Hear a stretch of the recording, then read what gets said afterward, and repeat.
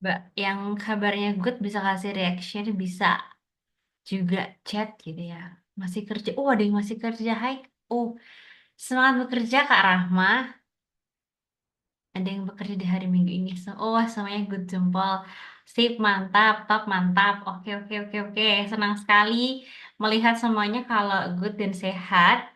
Hari ini, seperti yang sudah teman-teman lihat di poster-poster gitu ya, kita akan ngobrolin tentang beasiswa AS. Tapi aku mau tanya dulu nih, teman-teman di sini, apakah berada di tempat yang sama dengan aku? Aku mau kenalan dulu guys sama kalian. Wait, aku punya polling. Sebentar, sebentar, sebentar. Nah, coba silahkan diisi dulu pollingnya sebelum kita mulai, karena aku pengen tahu teman-teman yang hadir sore hari ini nih, teman-teman dari mana? Terus, apakah ada teman-teman baru yang bergabung bersama dengan kita di sore hari ini gitu ya? Wait, wait, wait, rame banget, rame banget. Wih, ada yang dari WIB, WIWita. Dari WIT ada nggak dari WIT nih? Mana? Oke, oke. Udah berapa orang yang jawab ya? Udah separuh nih. Ada lagi? Wih, teman-teman yang baru juga banyak ternyata. Oke, mari kita lihat resultnya ya, guys. Wih, tuh hari ini teman-teman ternyata ada dari WIU dan juga WITA. Seneng akhirnya ada yang bergabung juga dari zona waktu selain WIB. Welcome. Itu di jam 4 di sana ya. Kemudian juga ada teman-teman yang baru pertama kali join, ada juga yang sudah berkali-kali hadir. Senangnya aku melihatnya karena teman-teman sungguh bersemangat ya mengejar impian buat jadi awardee, jadi rajin banget nih ikut-ikut event-event punya arti. So happy to welcome you guys back. And buat yang baru pertama kali hadir, hai hai teman-teman semua, izinkan aku mau memperkenalkan sebentar tentang punya arti. Yang baru join pasti juga bertanya-tanya kali gitu ya, kayak sebenarnya punya arti ini apa ya Kak? Aku cuma lihat ada event poster gitu ya, aku ikut, tapi aku nggak tahu nih apa nih gitu. Jadi biar semuanya bisa kenal dengan lebih baik, aku mau memperkenalkan. Jadi teman-teman punya arti, welcome di punya arti.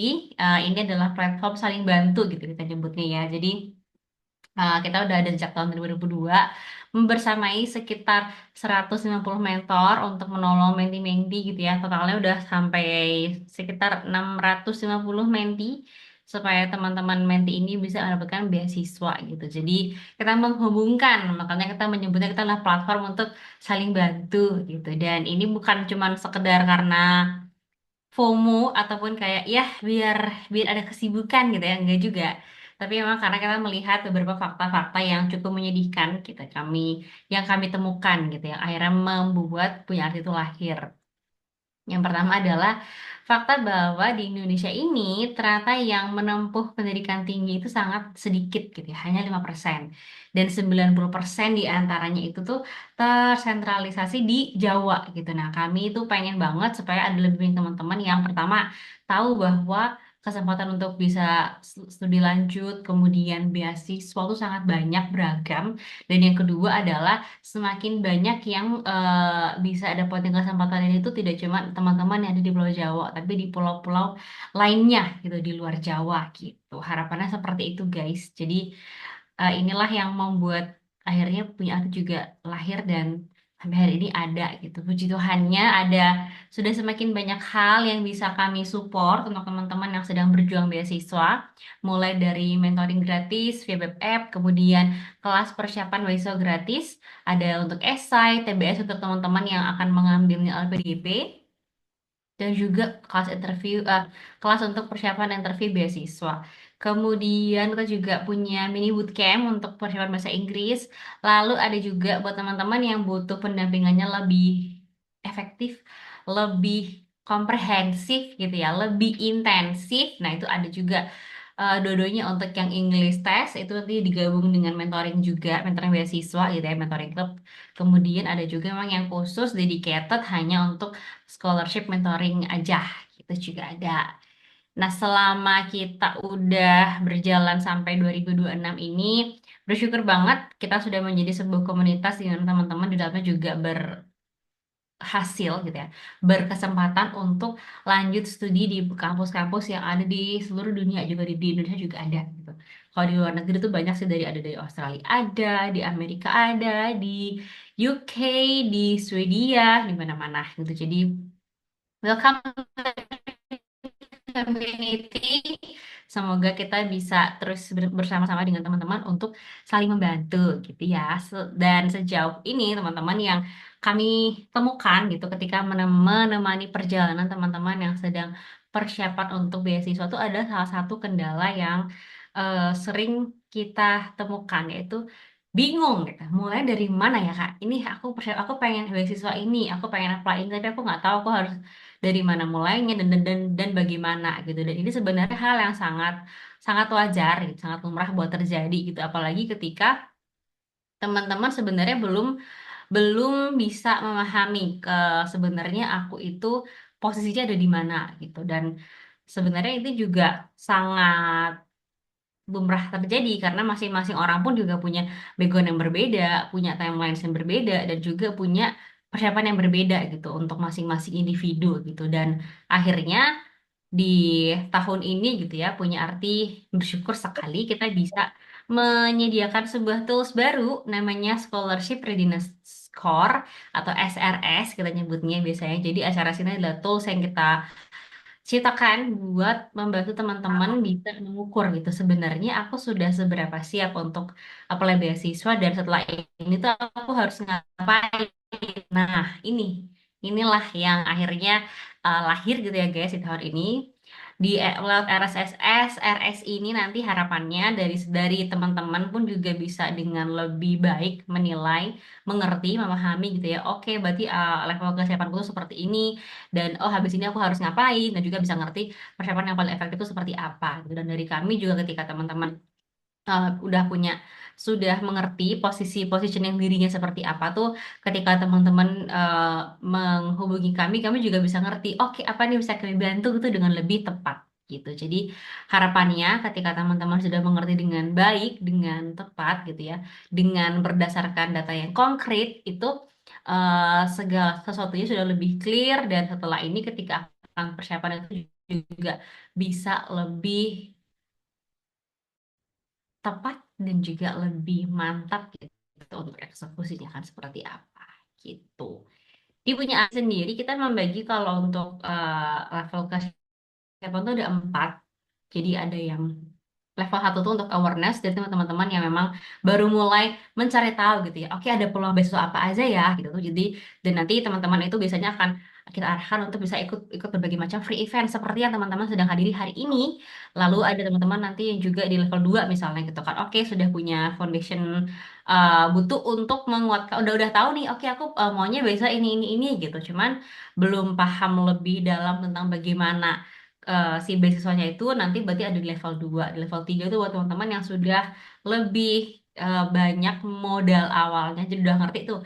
Oh, beasiswa aku mau ini. Kemudian aku udah tahu jurusan yang aku pengenin tuh ada ini aja, atau misalnya sudah mulai ada inisiatif yang lebih banyak gitu ya, udah lebih ngerti gitu tentang tentang beberapa kebutuhan dasar buat beasiswa, tapi masih masih bingung juga.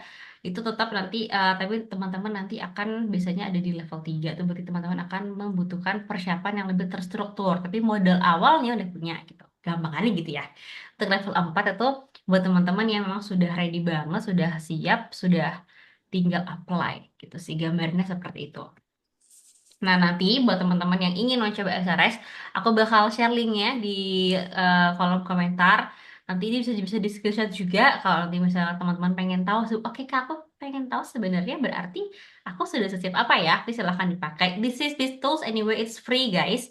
Dipakai, diakses, silahkan gunakan sesuai dengan apa yang sesuai dengan kebutuhan teman-teman gitu ya.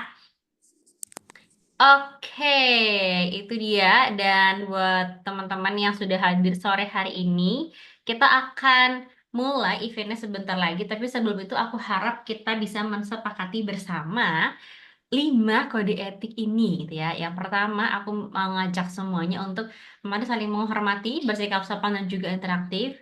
Kemudian yang kedua, tidak boleh ya ada pelecehan seksual dalam bentuk apapun. Nono banget kalau ada yang ketahuan langsung kita ban. Kemudian yang ketiga, kita juga minta bantuannya buat teman-teman tidak memposting apapun yang berhubungan dengan iklan, promosi, ataupun kegiatan jual beli lainnya di semua platform punya arti. Yang keempat, tentu saja nggak boleh memposting konten-konten yang negatif termasuk SARA. Dan yang kelima, nanti kalau ada pertanyaan, kita akan sesuaikan sistemnya dengan kesepakatan dari pemateri gitu ya. Nanti bisa lewat chatbox, bisa juga nanti open mic, nanti juga di akhir akan ada sesi untuk Q&A. Jadi silahkan nanti berdasarkan kesepakatan bersama. Sampai sini apakah bisa disepakati guys? Aku butuh konsen kalian. Silahkan kasih aku jempol. Biar aku tahu kalau suaraku terdengar dengan penjelasanku jelas, kalian juga menyimak dan bisa untuk sepakat. Mana nih? Mana nih jempol-jempolnya? Aku belum lihat. Ini sih. Oke, oke. Good, good. Terima kasih teman-teman. Thank you very much guys, all of you. Adek, yang kuat dek. Nah, sudah Tolongin. muncul di layar. Hari ini kita akan membahas tentang beasiswa AAS bersama dengan Kak Andi yang juga sudah ada di Zoom sore hari ini sampai nanti jam setengah 5 waktu Indonesia Barat. Halo Kak Andi, selamat sore. Halo, selamat sore. Suara Apa saya kabar? jelas nggak? Sangat jelas. Apa kabar Kak Oke. Andi? Baik, luar biasa, Alhamdulillah. Senang. Syukurlah. Oke, senang banget Kak. Ini kayak tadi ada teman-teman yang notice Kak Andi juga udah ada yang komen dari tuh, ih ketemu Kak Andi lagi gitu. Iya betul Oh guys. gitu. Iya betul. So happy buat punya Arti Kak hari ini. Thank you so much sudah bersedia meluangkan waktu, ilmu dan juga effortnya untuk sharing sore hari ini, sharing santai juga tentang AAS. Semoga teman-teman semua juga yang hadir nanti bisa bisa semuanya ikut dengan maksimal, kita semua juga bisa mengikuti sampai nanti akhir dengan good, all jadi kan juga baik. Oke, kalau gitu, Kak Andi, sepertinya teman-teman sudah ready. Apakah Kak Andi sudah siap Oke, juga untuk sharing sore hari ini? siap insya Allah. Insya Allah. Oke, kalau gitu terima kasih banyak guys dan juga Kak Andi. Aku akan berikan waktu dan semuanya kepada Kak Andri. Please, the floor is yours. Selamat belajar teman-teman semua. Happy sharing ya. Oke, terima kasih Kak Angel dan juga teman-teman Punya Sama. Arti. Senang sekali bisa kembali mengisi sesi di Punya Arti. Selamat bergabung juga untuk teman-teman semuanya. Actually, I see some familiar names di sini. Berarti menunjukkan semangat yang luar biasa ya. Tidak bosan-bosannya mengikuti cuap-cuap saya tentang Miss Australia Awards. Tapi semoga bisa memberikan manfaat ya untuk teman-teman ke depannya. Tanpa berlama-lama, mungkin saya langsung aja ya. Jadi hari ini tuh saya diberikan uh, amanah untuk memberikan terkait gambaran umum ataupun Get to Know Australia Awards Scholarship Deeper. Jadi siapa tahu ada yang sudah tahu atau ada yang belum tahu tentang seperti apa sih Australia Awards Scholarship itu gitu loh. Jadi kita akan membahasnya secara umum. Saya akan bikin lebih compact supaya waktu yang kita bisa maksimalkan waktu untuk tanya jawab lebih banyak gitu ya. Karena mungkin apa yang saya sampaikan teman-teman sudah tahu dan ingin dig deeper terkait tema yang sudah saya siapkan. Um, Sebelumnya perkenalkan dulu, meskipun sudah diperkenalkan, saya Andi. Saya award di AAS 2024 Intake Summer 2025. Jadi saat ini sudah akan masuk ke semester 3. Kenapa saya bilang akan? Karena saya masih liburan saat ini. Saya masih di Indonesia dan akan bertolak kembali ke Melbourne. Ya, saya kuliah di Monash University di Melbourne, khususnya di Caulfield Campus. Ya, akan bertolak kembali ke Melbourne di tanggal 28 Februari nanti. Jadi sekarang masih di Indo, masih menikmati libur yang tinggal tersisa sedikit lagi. Next, apa sih sebenarnya beasiswa Australia Awards itu? Jadi Beasiswa AS itu teman-teman adalah beasiswa internasional bergengsi yang diberikan oleh pemerintah Australia bagi calon pemimpin global masa depan untuk meraih gelar PhD atau master di universitas-universitas Australia. Dan beasiswa ini sudah berdiri atau sudah ada di Indonesia sejak tahun 1953, yang juga menjadi bagian penting dari program bantuan pemerintah Australia di Indonesia. Jadi gambarannya seperti itu ya. Selanjutnya, apa aja sih jenis-jenis beasiswa yang ditawarkan oleh Australia Award Scholarship? Yang pertama tentu saja yang paling umum, yang reguler, yaitu Masters dan PhD seperti yang saya dapatkan, saya AS reguler. Yang kedua ada namanya Split Site Master Program atau SSMP. Nah, SSMP ini dia sangat terbatas untuk pegawai negeri sipil saja dan hanya untuk instansi-instansi atau pegawai yang bekerja pada bagian-bagian tertentu. Misalnya saat ini yang SSMP yang lagi buka itu kerjasama dengan Bappenas dan ITB. Jadi teman-teman yang mendaftar itu yang bisa mendaftar adalah pegawai Bappenas atau pegawai dari PNS dari mana saja yang bekerja di bagian perencanaan. Jadi ini khusus PNS dan spesifik lagi PNS-nya di bidang apa seperti itu. Selanjutnya, SSMP ini double degree ya teman-teman, satu tahun kuliah di Indonesia dan satu tahun kuliah di Orang-orang Australia. dapat gini isinya orang goblok ah. Yang ketiga itu ada namanya AAS for ASEAN. Jadi AAS for ASEAN ini adalah hampir mirip dengan reguler, tapi bedanya itu ada di pendaftaran dan juga PDT nanti di Bali, karena PDT AAS for ASEAN ini sangat singkat karena akan digabung bersama teman-teman dari ASEAN. Jadi kalau misalnya teman-teman mendaftar reguler, nanti kalau nggak salah akan ada formulir selanjutnya di formulir sekarang, itu yang akan menanyakan apakah teman-teman ingin diikutkan juga di seleksi AAS per ASEAN. Nah, kalau teman-teman centang iya, otomatis teman-teman akan menulis esai baru lagi. Jadi selain 5 esai utama AS, teman-teman harus menulis esai lagi untuk eligible mendaftar AAS per ASEAN. Seperti itu. Dan yang terakhir, ini yang paling baru, program paling baru kerjasama antara LPDP dan AAS yang ada sejak tahun saya di tahun 2024 dan tahun ini memasuki tahun ketiga beasiswa LPDP AAS. Selanjutnya, apa sih persyaratan umum? Nah, sekarang kita melihat dari GPA atau IPK skala 4,0. Teman-teman bisa lihat untuk PhD seperti apa dan untuk master seperti apa dan juga per kategorinya seperti apa. Nanti saya akan lebih jelaskan kembali kategori pendaftar A itu seperti apa. Namun kurang lebih seperti ini untuk GPA, teman-teman bisa baca sendiri tanpa harus saya sebutkan ya, biar kita lebih mengefisienkan waktu.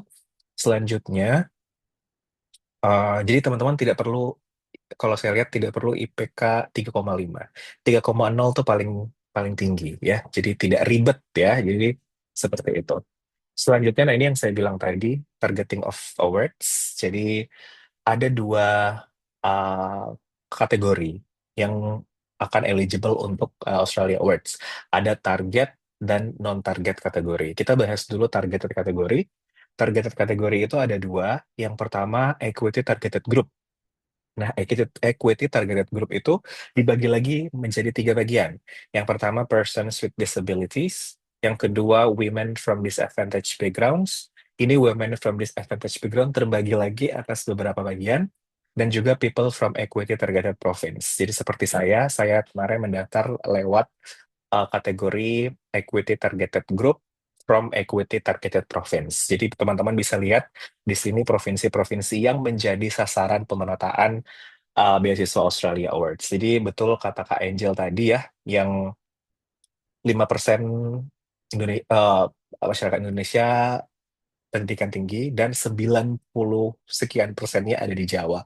That's why kalau teman-teman lihat tidak ada satupun provinsi di Jawa dan Bali yang masuk ke dalam targeted ini karena AS ini sangat inklusif, mengkhususkan mentargetkan kepada teman-teman yang berasal dari provinsi ini untuk berpeluang sedikit lebih besar daripada teman-teman yang lain karena memang persebaran penerima beasiswa dan juga tingkat pendidikan tinggi juga masih rendah di daerah-daerah ini. Makanya ada yang namanya Equity Targeted Province. Selanjutnya masih di targeted group ada Indonesian Government Agency atau kita bilangnya GOI, Government of Indonesia. Jadi teman-teman PNS mungkin yang tidak memenuhi kategori ETG bisa mendaftar melalui jalur PNS. Meskipun saya PNS, namun karena saya juga eligible untuk Equity Targeted Group Province, saya tetap memilih Targeted Provinsi ketimbang PNS. Selanjutnya, kategori kedua, kalau tadi kategori targeted sudah selesai dibahas, yang kedua berarti adalah yang non-targeted. Yang non-targeted adalah siapapun yang tidak masuk atau tidak berasal dari targeted di atas. Jadi bukan person with disability, bukan women from disadvantaged background, bukan people from equity targeted province, dan juga bukan government of Indonesian employee. Selanjutnya, masih dengan general requirements, ini terkait skor IELTS. Jadi kalau masih ada teman-teman yang mungkin baru tahu, kadang-kadang teman-teman yang baru tahu tentang beasiswa ini akan bertanya, Kak, apakah AAS itu hanya menerima skor TOEFL, hanya menerima skor IELTS? Jawabannya adalah tidak. AAS menerima IELTS, TOEFL ITP, TOEFL IBT, dan juga PTA akademik. Jadi tidak hanya IELTS ya. Jadi teman-teman mungkin yang baru punya, yang mungkin hanya memiliki akses untuk tes TOEFL ITP, boleh. Yang penting memenuhi skor minimal di tabel ini, sesuai dengan target masing-masing. Jadi saya kasih contoh, kalau teman-teman ingin mendaftar master, dan teman-teman berasal dari Equity Targeted Group, teman-teman hanya minimal bisa memiliki skor TOEFL ITP sebesar 425. Atau teman-teman mendaftar PhD melalui non-targeted, berarti teman-teman minimal ada TOEFL ITP sebesar 570. Ya, seperti itu. Selanjutnya, ini supporting documents. Ini juga dokumen-dokumen yang paling sering ditanyakan ya dari teman-teman mungkin yang baru saja tahu tentang AAS ataupun belum belum secara jeli membaca apa yang sudah tertera di website AAS. Jadi semua yang saya sampaikan ini sebenarnya teman-teman ada di website AAS. Jadi teman-teman harus rajin, harus proaktif, harus rajin riset mendalam. Jadi tidak boleh dalam tanda kutip malas, tidak boleh hanya menerima dalam tanda kutip suapan dari orang lain misalnya untuk dapat informasi, tapi teman-teman harus proaktif ya, karena tidak ada awardee yang tidak proaktif, teman-teman. Selanjutnya, apa sih general atau supporting documents? Yang pertama tentu saja ijazah dan juga transkrip yang harus dilegalisir. Jadi yang diupload bukan ijazah atau transkrip asli, tapi ijazah dan transkrip legalisir. Selanjutnya ada birth certificate. Ini yang diupload adalah yang asli ya, teman-teman, bukan fotokopian ataupun bukan legalisir, tetapi yang asli. Selanjutnya kartu tanda penduduk, ini juga scan asli. Selanjutnya CV, juga scan asli. English Language Test tadi, sertifikat TOEFL ataupun IELTS, ini juga scan asli, dan juga Academic Referee Report.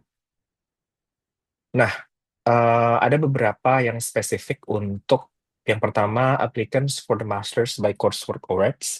Jadi kan master itu ada dua ya, Master by Coursework dan Master by Research. Untuk teman-teman yang mendaftar Master by Research dan PhD, itu referee reportnya dua-duanya berasal dari Academic Report ya. Sementara untuk Master by Coursework, referee reportnya satu berasal dari academic field, yang kedua berasal dari other referee report. Biasanya itu adalah professional referee report, berasal dari kolega ataupun yang paling umum sebenarnya atasan di kantor masing-masing.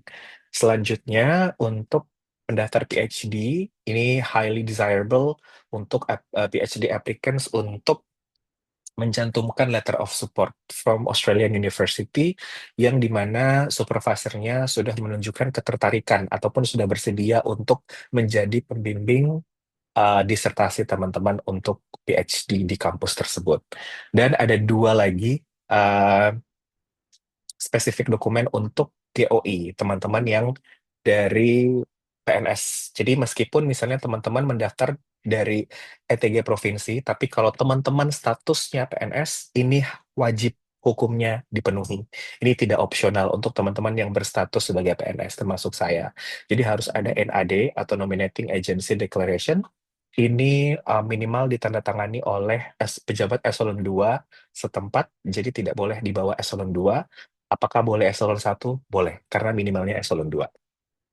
Selanjutnya melampirkan scan original SK pengangkatan PNS.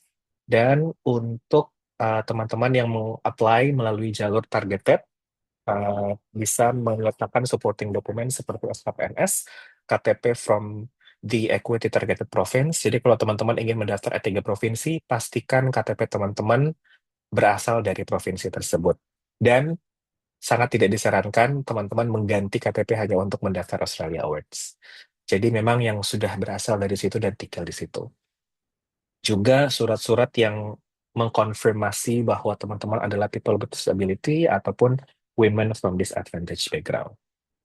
Selanjutnya, nah, ini yang paling menarik nih. Teman-teman harus tahu benefit-benefit apa saja biar lebih semangat gitu ya mendaftar beasiswa ini.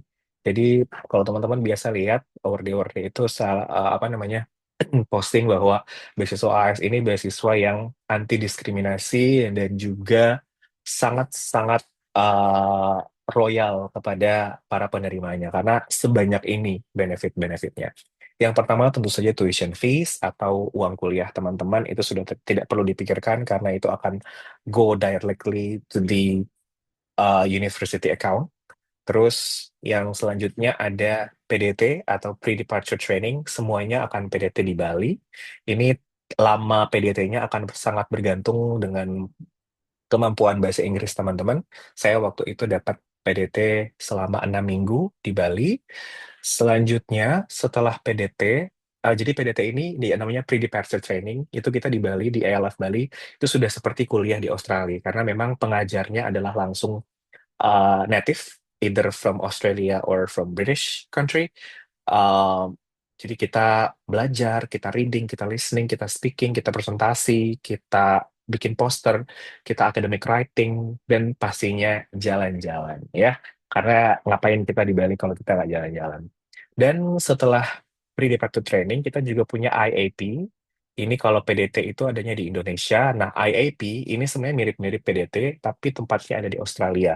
That's why kalau teman-teman notice, penerima beasiswa Australia Awards itu akan berangkat ke Australia lebih dulu dari jenis penerima beasiswa manapun, termasuk LPDP dan penerima beasiswa dari instansi. Jadi kalau mereka itu biasanya ke Australia itu pas sudah mepet-mepet mau kuliah atau pada saat orientation week. Karena orientation week itu biasanya seminggu sebelum hari pertama kuliah. Nah kita, Award di Australia Award itu sudah berada di Australia itu bahkan 2 bulan sebelum kuliah, karena kita akan mengikuti IAP.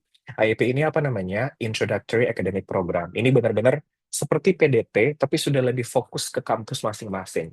Bagaimana aplikasi yang harus kita tahu di kampus, program-program di kampus kita masing-masing, kalau mau dapat makanan gratis gimana caranya, kalau mau olahraga di mana, dan masih banyak lagi. Nah, ini juga ini sekitar 4 sampai 5 minggu. Setiap kampus memiliki policy yang berbeda-beda. Jadi kalau misalnya keterima, please refer to your university's policy about IAP.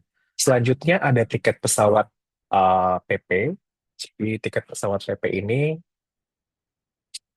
dibayarkan bahkan sejak teman-teman akan mengikuti wawancara. Kalau teman-teman tidak berdomisili di tempat ataupun dekat dengan tempat wawancara. Tempat wawancara itu mulai tahun lalu ada di 2 titik. Jadi teman-teman yang berdomisili di Indonesia Barat akan wawancara di Jakarta, dan teman-teman yang berdomisili di Indonesia Tengah dan Timur akan wawancara di Makassar, Sulawesi Selatan.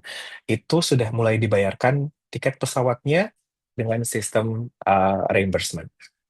Saya izin sebentar, teman-teman, mohon maaf.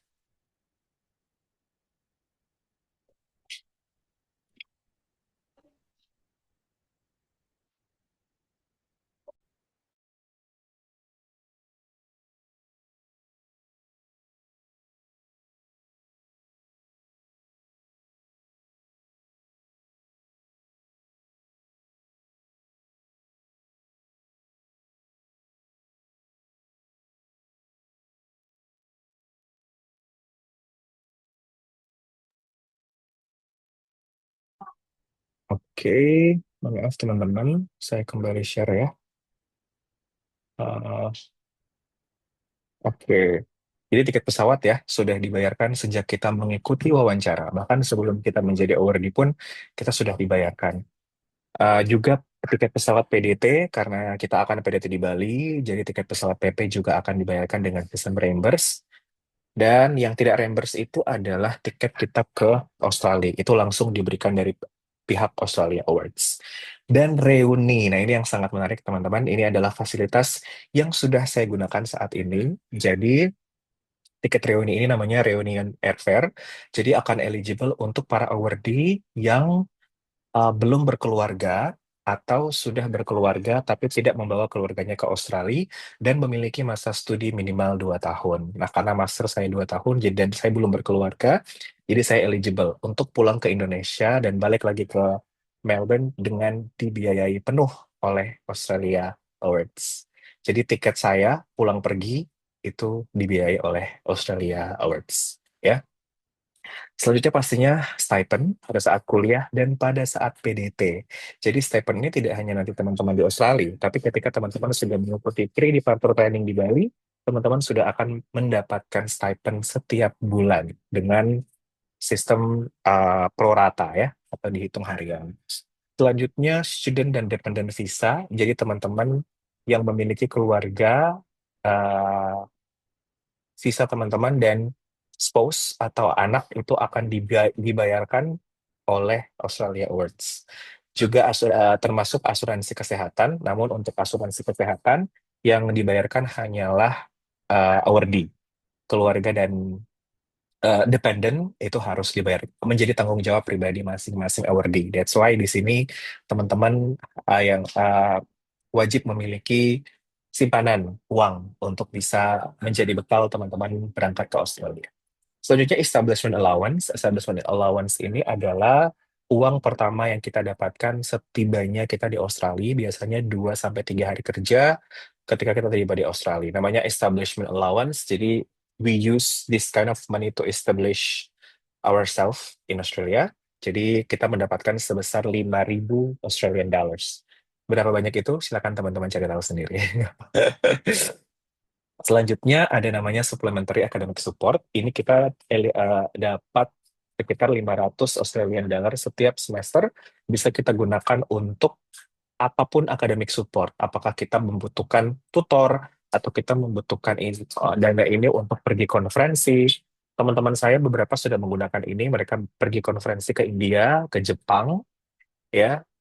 Ini eligible untuk teman-teman penerima beasiswa Australia Awards. Dan yang kesembilan ini penting juga untuk teman-teman yang berencana akan bawa anak, ini akan mendapatkan subsidi sekolah anak ya. Karena sekolah di sana sangat-sangat mahal, teman-teman. Tapi alhamdulillahnya AS memberikan subsidi karena status kita adalah di bawah penanganan dan pengawasan pemerintah Australia. Makanya kita juga dianggap seperti Australian citizen, apa namanya? Karena ya kita programnya di bawah pemerintah Australia, jadi mendapatkan subsidi anak kalau nggak salah itu hampir 100%, sekitar 98 sampai 97 sampai 98% dari harga normal, which is itu sangat-sangat membantu. Dan tentu saja, other than that, teman-teman pasti akan mendapatkan professional development and network. Karena luar biasanya AAS ini, semenjak kita ditetapkan menjadi awardee AAS, kita sudah mendapat sangat banyak uh, professional development dan juga networking, ya, baik masih berada di Indonesia maupun sudah berada di Australia dan sudah menjadi alumni. Karena setiap tahun akan terus ada program-program dari Australia Awards yang menanti teman-teman dan mengundang teman-teman. Jadi once teman-teman keterima jadi awardee AAS, itu email teman-teman tidak akan pernah sepi lagi. Karena selain mungkin email dari Shopee, nanti akan ada email hampir setiap minggu atau setiap bulan dari Australia Awards. Selanjutnya, timeline. Nah, ini kan udah buka ya, dan akan ditutup tanggal 30 April, which is sangat lama, tapi jangan terlena teman-teman. eh apa namanya, lamanya beasiswa ini buka comes with a reason. Karena beasiswa ini sangat-sangat tough, sangat-sangat high persaingannya, jadi jangan terlena, teman-teman tidak boleh taking it for granted. Jadi harus benar-benar persiapan matang. Nanti pengumuman siapa yang akan melaju ke babak, melaju ke babak ini kayak Indonesian Idol ya. Yang lolos ke tahap wawancara atau shortlisted, kita bilangnya shortlisted, itu akan ada di bulan Juni 2026. Tahun saya itu di tanggal 22 Juni. Tahun kemarin kalau nggak salah dia agak sedikit lebih cepat, itu di tanggal belasan Juni 2026. baik teman-teman yang tidak lolos dan lolos akan mendapat email. Jadi tenang saja, tidak teman-teman tidak akan di ghosting ya sama Australia Awards. Selanjutnya, teman-teman akan mendapatkan jadwal untuk mengikuti mock up IELTS dan juga interview. Dan interview dan mock up IELTS test akan dilaksanakan di bulan Juli. Nanti teman-teman pantau email terus aja deh ketika teman-teman sudah mendaftar beasiswa Australia Awards. Dan pengumuman akhir pasti, sangat pasti itu tidak akan pernah lewat dari bulan Agustus 2026. Tanggalnya aja yang nggak pernah dikasih tahu. Kalau di tahun saya, tepat di 14 Agustus. Tahun kemarin itu agak lebih cepat juga di tanggal 11 Agustus 2025. Nah, tahun ini, let's see, tanggal berapa ya? Dan ya, mungkin itu saja pengantar terkait Beasiswa Australia Awards yang semoga bisa membantu teman-teman yang mungkin belum familiar atau sudah baca-baca tapi kayak belum sampai sedalam ini misalnya. Ataupun teman-teman mungkin yang sudah pernah mengikuti sesi saya juga yang lainnya, nggak masalah. Mungkin teman-teman nanti bisa tanyakan hal-hal lain yang lebih fundamental. Mungkin dari saya sekian, kita berlanjut ke Q&A. Saya kembalikan ke Kak Angel. Terima kasih. Oke, terima kasih Kak Andi. Wait, itu sudah ada yang raise hand untuk bertanya. Oke guys, jadi setelah ini kita akan Q&A. Santai aja, boleh raise hand, boleh juga nanti misalnya komen, nanti akan bergantian aku pandu. Karena ini sudah berderet 3 orang raise hand, jadi aku langsung mulai dari yang raise hand dulu ya. Sama nanti buat teman-teman juga ada beberapa teman-teman Kak yang sudah mengisi di Google Form kemarin. Nanti juga sambil aku bantu baca dan semoga semua pertanyaan terjawab begitu ya, guys ya. Oke, kita mulai dari tadi ada Kak ini deh. Oh, ini Kak. Tadi yang pertama Kak Rahmadani ya. Halo Kak Rahmadani, mau bertanya ya? Udah angkat tangan dari tadi kayaknya. Kak Rahmadani. Halo, halo. Halo Kak, Oke. baik, Silakan Kak. baik terima kasih Kak untuk kesempatannya. Perkenalkan nama saya Rahmadani Kak. Sebenarnya ada 3 pertanyaan tapi yang satunya ini pertanyaan teknis saja. Pertama terkait esai Kak. Kemarin aku lihat di salah satu YouTube Mhm. Kakak bilang bagian terpenting yang merubah akhirnya Kakak diterima tuh adalah esai. Nah, aku mau tanya Oke. Kak, sebenarnya tuh why aku sudah jelas, sangat jelas Kak. Tapi sebenarnya why ini aku temukan dari setiap hari lingkungan aku dan pengalaman 3 bulan aku kerja sebelumnya. Tapi saat ini pekerjaan aku tuh kurang bersinggungan banget Kak dengan apa yang mau aku ambil yaitu S2 jurusan Master International Development Practice di Betul Monas. praktis. Nah, bagaimana Kak caranya aku menyambungkan ini Kak? Apakah bisa pengalaman 3 bulan itu yang aku korek-korek terus di esai? Tapi ini kurang linear sih Kak yang pengalaman saat ini. Walaupun sudah 2 tahun kurang linear Kak dengan S2 yang mau aku ambil. Tolong Kak masukannya. Pertanyaan kedua ini Kak. Aku kan mau masuk jalur etik targeted yang perempuan rentan. Mama Mhm. aku tuh, mama aku Kak single parent, pekerjaannya petani dan aku anak satu-satunya. Nah, bisa nggak Mhm. aku masuk dari sana Kak? Dan kalau misalnya aku masuk dari sana, aku lihat di situ minimal IELTS-nya 4,5. Nanti kalau aku dapat IELTS 6, apakah otomatis aku masuk ke eh, umum?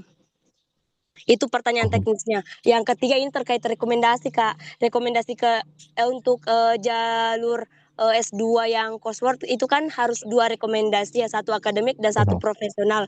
Profesional Mhm. ini aku rencana minta di tempat kerja aku yang sekarang walaupun tidak ada hubungannya dengan yang apa aku mau ambil. Nah, pertanyaan Kakak sebaiknya apa ya Kak ya? Bagusnya yang bos aku tonjolkan di rekomendasi bisakah bagian karena tidak mungkin jurusan Kak. Nggak mungkin jurusan karena kurang linear. Menurut Kakak apa yang bisa aku tonjolkan? Terima kasih, Kak. Oke, Kak Angel mungkin aku jawabnya satu-satu ya, karena Yes, biar biar nggak silakan. biar nggak lupa. Apalagi ini pertanyaan 3. Nanti kalau saya lupa tolong kembali diingatkan ya. Saya menjawab yang paling simple dulu ya. Tadi terkait rekomendasi. Nah, rekomendasi itu sebenarnya tidak harus berbunyi jurusan, teman-teman. Karena rekomendasi either akademik dan profesional itu how they describe our capability, both professional and academic. Jadi hal itu yang perlu ditonjolkan. Jadi kayak bagaimana kita bekerja misalnya, bagaimana sih kita sebagai individu yang bekerja dan bagaimana kita sebagai individu yang melaksanakan tugas sebagai mahasiswa S1 dulu. Jadi you don't have to be worry terkait apakah harus mention apa namanya jurusan atau tidak, karena sebenarnya tidak perlu, dan rekomendasi saya pun juga tidak berbunyi itu karena fokusnya di dua itu sebenarnya teman-teman kalau untuk master by coursework. Terus tadi pertanyaan teknisnya apa ya, saya lupa ya yang kedua sebelum saya jawab bagian esai. Masih ada nggak Kak, siapa tadi, Kak Rahma ya? Ya Kak, apa Kak? Mohon maaf. Eh, Tadi pertanyaan teknisnya apa ya yang Pertanyaan teknisnya begini Kak, kan mama aku single parent. Mhm. Rencana aku dia pekerjaannya petani, aku mau lewat jalur E3 yang perempuan rentan. Nah, kira-kira Oh ya. nanti kalau misalnya aku diterima, IELTS-nya Oh bisa betul. misalnya ya gitu Kak. Oke, oke, Oke. oke, oke. Ya, jadi itu tidak berpengaruh ya, Kak Rahma. Jadi kalau misalnya Kak Rahma dapat IELTS-nya 6, so that's okay, karena syarat minimalnya adalah 4,5. Jadi just because you possess 6.0 IELTS, doesn't necessarily mean kamu tiba-tiba langsung ke non-target kategori. Jadi tidak. Jadi seperti saya juga dari ETG, tapi saya juga mendaftar IELTS yang sudah lebih dari target ETG waktu itu, ya saya tetap tetap ETG dengan uh, syarat-syarat yang sudah terpenuhi. Jadi seperti itu ya. Karena dari awal kita mendaftar di bagian apa itu udah bakal di situ-situ aja terus gitu loh. Nggak bakal tiba-tiba hanya karena IELTS kita pindah kategori. Ya. Selanjutnya, yang esai ini yang paling ini, terima kasih loh sudah menonton YouTube saya, meskipun itu bukan YouTube saya, itu YouTube teman saya, tapi saya diajak kolaborasi dengan dia. Teman-teman juga bisa follow akun saya, akun teman saya itu ya, dia juga aktif share beasiswa juga. Jadi betul teman-teman, saya FYI saya bukan one shot awardee, saya uh, lolos di percobaan ketiga. Jadi teman-teman yang baru satu kali ditolak, jangan nyerah ya, karena saya 3 kali loh teman-teman. Jadi yang baru satu kali ditolak, baru 2 kali ditolak, coba lagi sampai diterima. Karena ini juga nggak ada batas usia. Dan saya berani bilang bahwa yang membuat saya keterima itu adalah esai, karena di zaman saya di saat saya mendaftar dan keterima, itu yang benar-benar saya ubah itu benar-benar hanya esai. Dan itu bukan diubah 100% ya, tapi how I articulate everything in that, bagaimana saya lebih bisa menulis esai itu menjawab pertanyaan, karena kan esai AS itu kan kita menjawab pertanyaan ya. Ya, jadi bagaimana jawaban kita itu benar-benar linked to the question gitu loh, nggak kemana-mana gitu, dan juga menggunakan teknik deduktif. Nah, terkait ke Rahma yang mungkin tidak linear dengan pekerjaan, sebenarnya bisa-bisa saja karena juga banyak kok contoh kasus awardee yang seperti itu. Ya, the only the best advice that I can give you adalah bagaimana kamu bisa meyakinkan bahwa memang benar-benar kamu butuh Master of International Development Practice ini, meskipun sebelumnya tidak bergerak di bidang itu. Apakah pengalaman 3 bulan itu cukup? Mungkin cukup. Jadi intinya itu tergantung bagaimana kamu menggambarkan bahwa sepenting itu saya untuk mengambil jurusan itu di Monash University. Jadi bagaimana isunya, seurgent apa dia, dan kenapa harus kamu, itu harus jelas. Jadi tidak perlu khawatir kalau teman-teman akan cross major ataupun tidak sesuai dengan apa yang teman-teman kerjakan saat ini. Namun harus ada jelas justifikasinya. Karena AS tidak mau gambling, AS mau melihat teman-teman yang futuristik, teman-teman yang udah jelas tahu arahnya mau kemana. Jadi seperti itu sih Kak Rahma ya, semoga sudah bisa membantu. Terima kasih.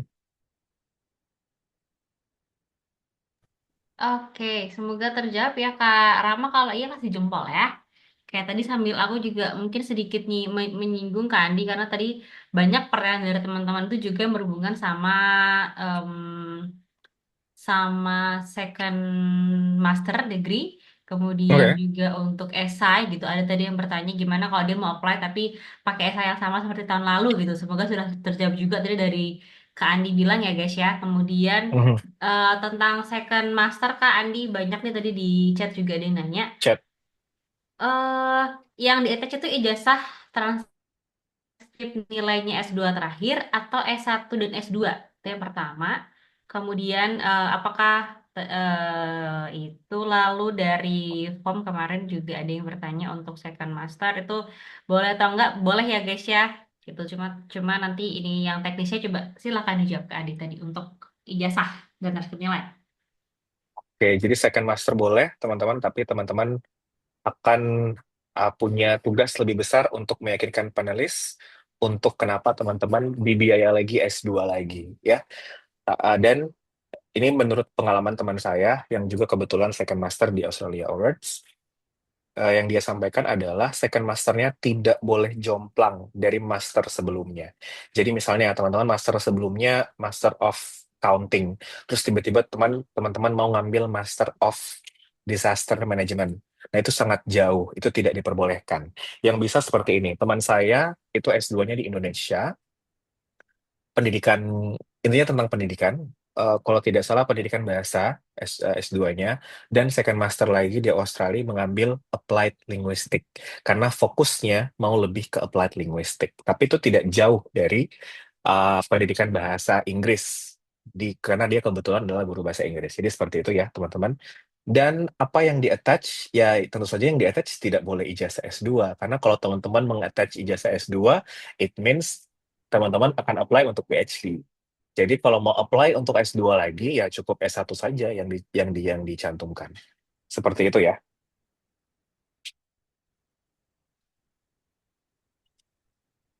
Ya, kalau untuk AS, apakah wajib ada surat rekomendasi dari tempat bekerja saat ini? Tergantung jurusan yang diambil ya, jalurnya ya. Iya, untuk teman-teman yang mengambil master by coursework itu wajib ya teman-teman. Tapi kalau teman-teman mengambil PhD atau master by research, akademi referee reportnya hanya dari dosen aja, tidak perlu dari other referee report atau professional referee report. Seperti itu. Oke, semoga sudah terjawab ya. Nah, sudah ramai angkat tangan nih, ada 1, 2, 3, 4, 5, 6. Iya, Oke, ramai sekali dari ya. Kak. Iya, ramai. Oke, kita masih punya banyak waktu, jadi silakan. Hmm, Dari Kak Bagus dulu ya. Kak Bagus Irfan, silakan. Hai, eh benar suaranya terdengar?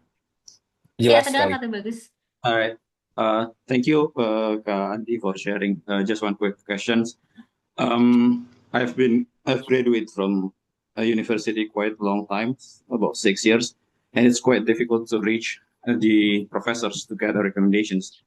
Can I switch it with a professional one? And a second questions, I Mhm. read that there is a preferred CV format. Is that true, or can we use format that we already have? That's all from me. Thank you. Oke, thank you Kak Tubagus. The only answer for your first question is no.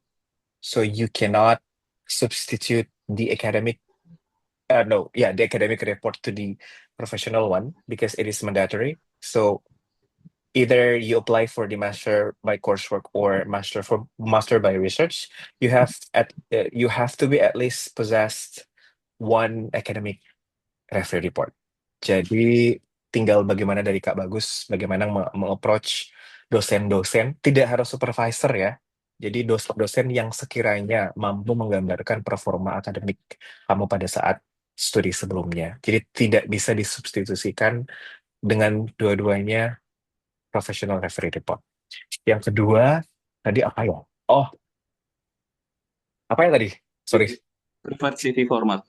Oke, preferred CV format actually mulai tahun ini AAS provide CV format kalau saya nggak salah. Di tahun-tahun saya belum, tapi itu mereka hanya memudahkan. Teman-teman tidak wajib pakai itu sebenarnya. Dan saya pun, karena di tahun saya pun they don't provide it, jadi saya kemarin buat CV-nya lewat Europass ya, itu lumayan sangat membantu.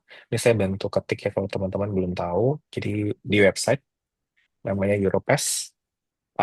Itu bisa teman-teman gunakan karena saya pakai CV itu. Jadi mereka tidak tidak mewajibkan atau mereka tidak punya preferensi CV yang mana. Tapi mumpung lagi bahas CV, saya kasih tips sedikit untuk CV. Jangan terlalu bertele-tele, teman-teman. Jangan terlalu panjang. I mean, I know that everybody has their own achievements, which is very abundantly. Tapi tidak semua achievement itu mungkin akan uh, berkaitan erat dengan mungkin isu yang teman-teman bawa ataupun uh, major yang teman-teman ingin tempuh di Australia. Jadi benar-benar teman-teman harus menyeleksi kira-kira info-info mana saja yang bisa mendukung langsung CV teman-teman. Jadi jangan semuanya dimasukin ya, karena tidak penting dan justru akan melemahkan aplikasi teman-teman. Seperti itu. Semoga bisa menjawab ya, Kak Bagus. Thank Oke, you. Kak, itu bagus sudah memberikan jempol. Kak, sedikit follow up tadi tentang yang second master, ada case baru nih. Jadi Mhm. ada teman yang, wait tadi mana ya? Sebentar, sebentar. Udah banyak banget, ramai sekali di sini. Oke, tadi ada yang bertanya, mana ya? Wait, wait, wait, wait. Untuk second master gitu ya. Kemudian Mhm. sekarang itu sebenarnya statusnya beliau sedang PhD, kemudian dia mau apply ASA untuk second master. Itu berarti butuhnya nanti ijazah dan transkripnya hanya dari S1 saja kah? Gitu. Betul, Berarti betul. tapi tetap bisa apply ya. Bisa. Oke, sip. Itu ya tadi ada yang nanya tadi Kak Mei tadi nanya. Iya. Oke. Rame. Aku akan jawab satu pertanyaan lagi dari chat. Habis itu ke teman-teman yang raise hand ya. Sabar ya, angkat tangan ya. Sabar, sabar. Banyak banget ini soalnya. Em, Tadi ini yang nanya dari Kak Zahra. Apakah bisa minta surat rekomendasi profesional dari rekan kerja saja, bukan dari atasan? Karena akan sangat ribet urusannya jika minta dari atasan, dan itu akan menambah lamanya kontrak kerja di tempat saat ini. Sepertinya nih case-nya adalah susah, nanti susah dapat izin ketika harus sekolah lagi nih Kak. Ada kasaran Kak Andi.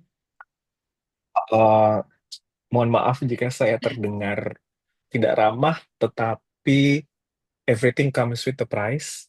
Jadi untuk menjadi seorang award di Australia Awards, kadang kita harus menempuh berbagai macam halang rintangan.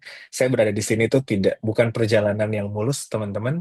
Saya sudah melalui banyak banyak cobaan, banyak ini ya banyak halang merintang, dan kalau teman-teman hanya itu, maksudnya kendalanya hanya itu ya, bukan bukan karena tidak bisa minta, karena ada case teman-teman, itu dia tidak bisa minta ke atasan karena dia tidak punya atasan at all. Ya berarti dia bisa minta kolega.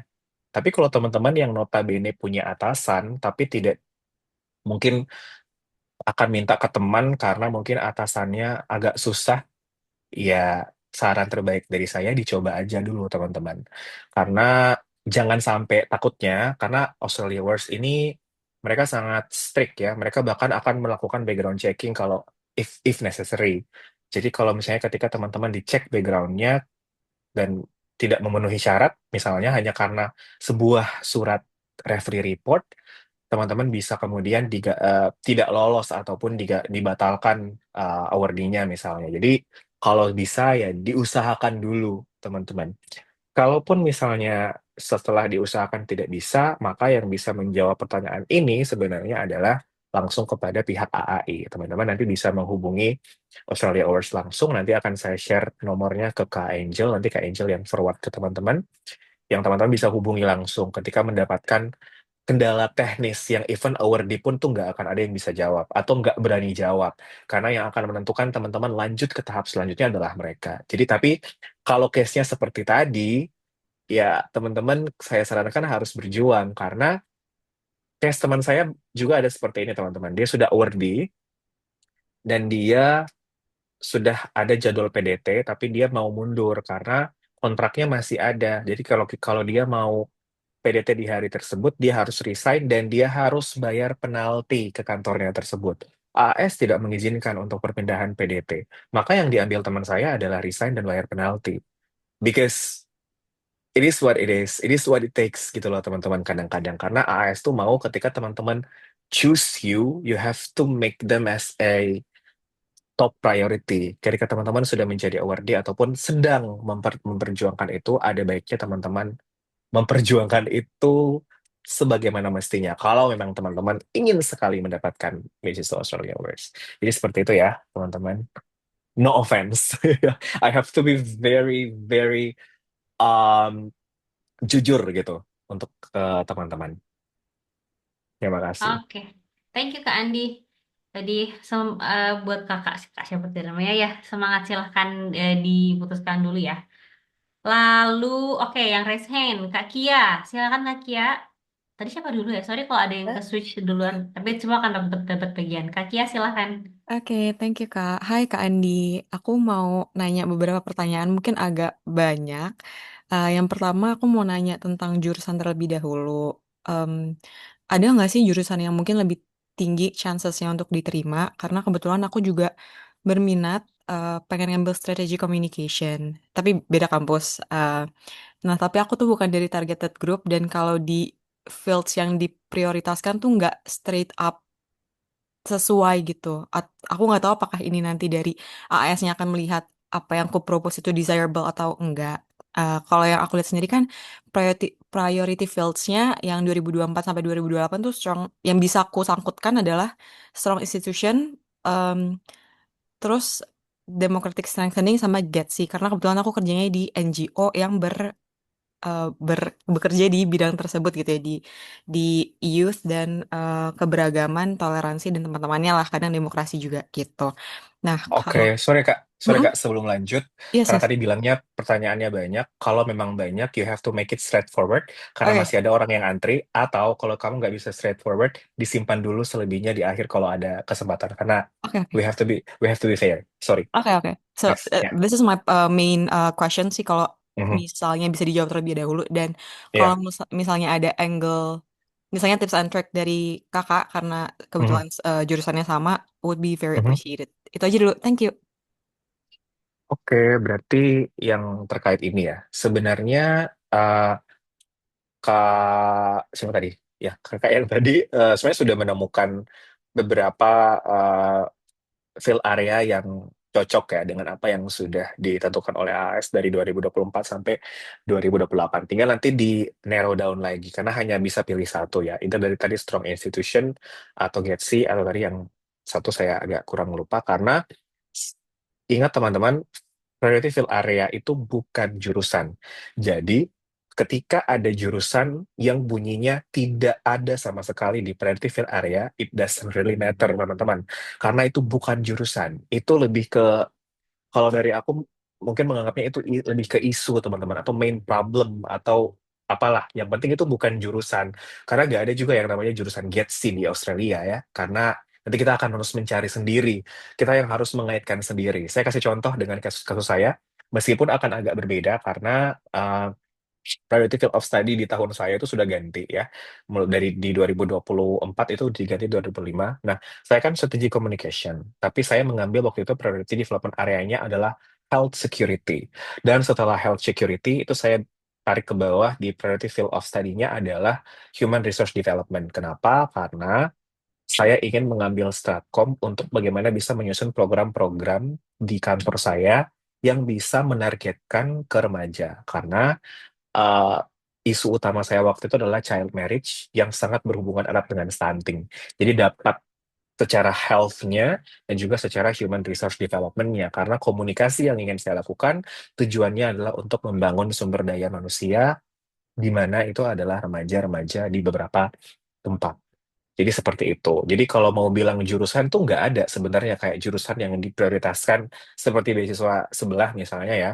Itu tidak ada teman-teman. Jadi bagaimana teman-teman bisa articulate self, presenting yourself in your application, in your CV, and in your essay.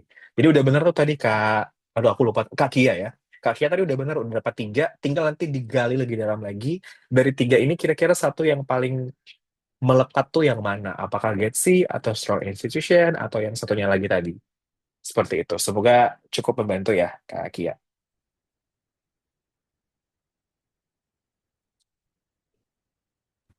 Oke, Lanjut dulu ya yang udah raise hand. Thank you Kak Andi jawabannya. Kak Anggit Setiadi silahkan. Oke, thank you Kak Angel. Suara saya terdengar jelas ya. Oke, Jelas, Kak. terima kasih Adi sudah menjelaskan dengan sangat baik. Eh, saya mau tanya perihal eh, perbedaan antara gelar S1 dengan profesional karir yang sekarang sedang diambil atau dijalani gitu. Karena Mhm. saya lulusan dari ekonomi, kemudian setelah lulus saya pivot belajar IT, data science, data scientist, Mhm. sorry. Nah, pertanyaan saya lebih baik ambil jurusan yang relate dengan gelar S1 atau yang relate dengan profesional karir. Nah, Oke. apa fun fact-nya ini di kantor saya jauh lebih membutuhkan eh, jurusan yang lebih relate dengan profesional karir saya karena di kantor saya kebetulan belum ada dan saya mau mendalami lebih jauh di bidang itu gitu. Makasih Kak Andi. Baik, terima kasih Mas Anggit. Nah, sebenarnya sedikit banyak Mas Anggit ini sudah mendapat jawabannya sendiri sebenarnya, tapi mungkin butuh beberapa insight dari saya. Nah, kalau memang dari organisasi Mas Anggit itu membutuhkannya yang relate dengan karir yang sekarang, ya berarti itu sudah sebuah alasan yang cukup kuat menurut saya untuk Kak Anggit lanjut ke mengambil yang berhubungan dengan karir instead of link to your previous bachelor. Tapi juga harus dipertimbangkan lagi karena SAAS itu dan AAS itu is not merely about your institution, not merely giving back to your institution, but how you can give it back to the society in general. Jadi, apakah itu cukup feasible, bukan feasible, tapi feasible ya, untuk dan is it urgent enough untuk uh, Mas Anggit bisa pursue that kind of higher education? Apakah ada isu tertentu misalnya yang bisa memperkuat itu dan itu tidak masalah. Yang penting bagaimana Mas Anggit nanti tidak kesusahan dalam menyusun segala sesuatu yang berhubungan dengan aplikasi AAS. Karena itu semua akan ditanya. Kayak oke mau ngambil jurusan yang relate dengan karir yang sekarang. Why? Kenapa? Ya itu harus dijelaskan secara sangat-sangat komprehensif. Tidak cukup, meskipun tadi alasannya cukup kuat, namun tidak cukup hanya dengan bilang kantor saya butuh. Terus kalau kantornya butuh, kenapa? Terus selain kantor kamu itu akan berdampak apa lagi? Karena dampak yang ditanyakan AS itu tiga, for your career, of course ke kantor, for your personal development, you as a person, sama yang terakhir adalah community. Those people around you, your surroundings, your family, your college, your friends, your cousins even. Jadi harus sebisa mungkin harus bisa mengcover semua itu. Jadi keputusannya sebenarnya harus mempertimbangkan tiga itu kalau bisa saya bilang karena itu akan ada di essay nomor 2. Seperti itu, Mas Anggit. Oke, thank you Kak Andi. Sama-sama. Ya, thank you Kak Angel. Oke, Kak Andi tadi ada pertanyaan yang agak panjang, tapi sebelumnya quick question dulu Kak untuk beberapa technical question. Yang pertama, Oke. untuk proficiency sertifikat bahasa Inggris itu Mhm. yang diterima berapa tahun belakang ya? Dua nggak sih? Dua ya? No later than 1st January 2025. No letter. Maksudnya gimana tuh? Boleh aku dibantu jelaskan? Jadi Berarti tesnya paling lambat? jadi ya paling lambat tesnya bukan tesnya. Sertifikatnya paling lambat bertanggal 1 Januari 2025. Artinya kalau ada sertifikat yang tanggalnya 31 Desember 2024 ke bawah itu sudah tidak eligible. Ah, Itu. setahun ya berarti hampir setahun ya?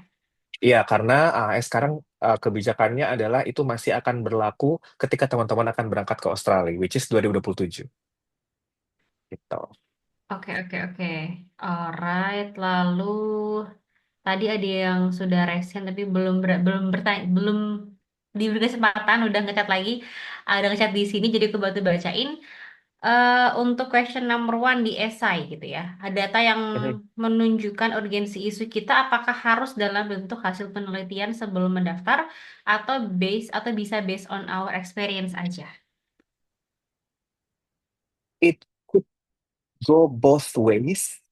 Jadi tergantung bagaimana teman-teman bisa mempresentasikan itu. Tapi kalau ada data yang tidak harus dari penelitian teman-teman sendiri. Jadi kalau saya pribadi waktu itu mencantumkan data organisasi. Jadi kayak waktu itu saya mencantumkan data BPS dan Kementerian Agama karena terkait pernikahan dini. Itu yang saya pakai. Jadi ya teman-teman bisa pakai data dari penelitian mana atau dari instansi mana, boleh.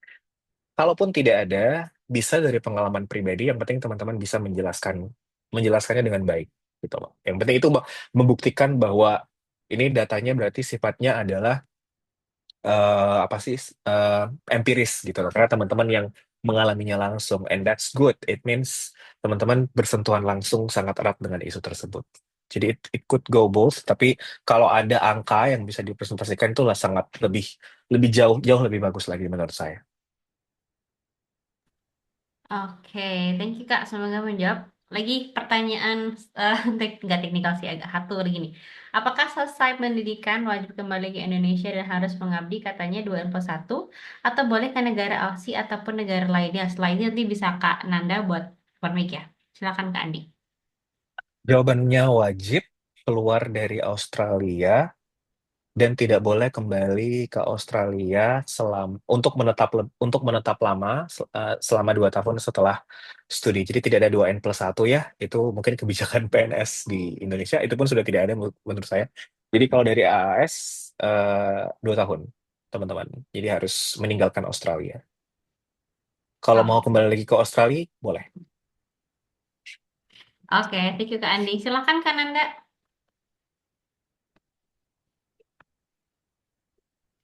Nanda, halo? Are you still here? Oh, iya, sorry Kak. Tadi sinyalnya kurang Iya, jelas. Selamat sore Kak Andi. selamat sore. Eh, iya, salam kenal. Saya Nanda. Ini jujur aja ini first time saya nyoba AAS, It's tapi okay. udah lumayan pede sebetulnya. That's good. Ya, jadi yang mau saya tanyain, tadi pertama saya yang tanya mengenai second master Kak. Ijazahnya itu Oke. di attach apakah S1 atau S2? Tadi kan infonya Mhm. Kak Andi yang di attach adalah S1 ya. Karena S1, betul. Karena kalau S2 nanti masuknya ke PhD ya. PhD, betul. Nah, tapi di esai yang saya lagi rancang ini, itu tuh sudah saya notes bahwa saya akan ambil second master gitu, Kak. Itu It's oke okay. atau enggak? Oh, that's okay, It's nggak okay. apa-apa. Yang penting nanti kalau misalnya rezekinya keterima sampai shortlisted, itu bisa dijelaskan kenapa mengambil master lagi. Ataupun mungkin bisa dibahasakan di beberapa tempat di application kalau possible ya. Untuk Eh, dibahasakan dari awal kenapa harus master lagi. Itu aja. That's oh, fine. walaupun di esainya udah kita sebutkan second master, di Mhm. bagian ijazahnya kita masukin yang S1 ya, Kak ya? Iya, iya, betul. Nah, terus yang kedua terkait apa namanya studinya itu, kan saya udah ngecek di universitas yang saya tuju tuh, ada Mhm. kan ada keterangan untuk apa course untuk domestic student sama international Mhm. student. Mhm. Kebetulan yang domestic student itu ada course yang benar-benar pas banget sama apa sama yang akan saya incer gitu, sama pengalaman saya juga. Mhm. Tapi tapi sayangnya itu untuk bachelor, bukan postgraduate. Nah, di international student, course itu nggak Mhm. muncul, Kak. Itu kira-kira gimana ya, bisa saya pertahankan di esainya sebagai why this course-nya itu, atau gimana ya, Kak, kira-kira? Itu aja sih. Makasih, Kak. Ya, unfortunately not, Kak. Karena jangankan mata kuliah ya, jam mata kuliah aja, jam dan sistem itu benar-benar sudah disesuaikan. Jadi kayak kita kan, itu setiap course itu, ini sebelum menjawab ya, setiap course itu ada kelas online. Tapi kita nggak akan pernah eligible, nggak akan pernah di ACC untuk ikut kelas online karena kita bukan locals dan kita tidak bekerja full time. Hmm. Karena yang online ini khusus kepada locals yang bekerja full time. That's why mereka online. Termasuk apalagi course. Course itu benar-benar sudah punya handbook masing-masing. Setiap tahun itu punya course map-nya masing-masing, universitas dan juga program studi. Jadi harus strictly mengacu kepada itu. Jadi sayangnya harus mengacu kepada yang bagian international student. Seperti itu, Kak. Oh, international student dan Betul. postgraduate ya berarti ya Kak ya. Betul, Karena betul, international betul. student tapi di bachelor pun nggak bisa Nggak juga bisa, ya. nggak bisa. Karena levelnya beda, Kak. Mata kuliah pasti akan levelnya beda. Oh, oke. Siap. Ya, Makasih banyak Kak. sama-sama. Oke, setelah ini Kak Desi Ramatia, tapi satu pertanyaan teknikal lagi. Kak Adi, legalisir jasa Mhm. yang digunakan ini legalisir tanggal terbaru atau boleh legalisir yang sudah ada saat lulus? Oke, referensi pribadi dan pengalaman pribadi, saya setiap mendaftar AAS selalu melegalisir ulang. Turns out, ternyata AAS itu membolehkan uh, tidak tidak tidak membatasi harus legalisir terbaru. Karena ini baru saja ditanyakan oleh beberapa kenalan saya yang juga akan mendaftar Australia Awards. Jadi tidak masalah, Kak. Bahkan tahun legalisir punya teman saya itu tahun 2017 dan itu boleh digunakan. Jadi tidak perlu legalisir terbaru. Yang penting legalisirnya asli, capnya asli gitu loh. Bukan cap fotokopian ya, tapi cap yang masih asli gitu.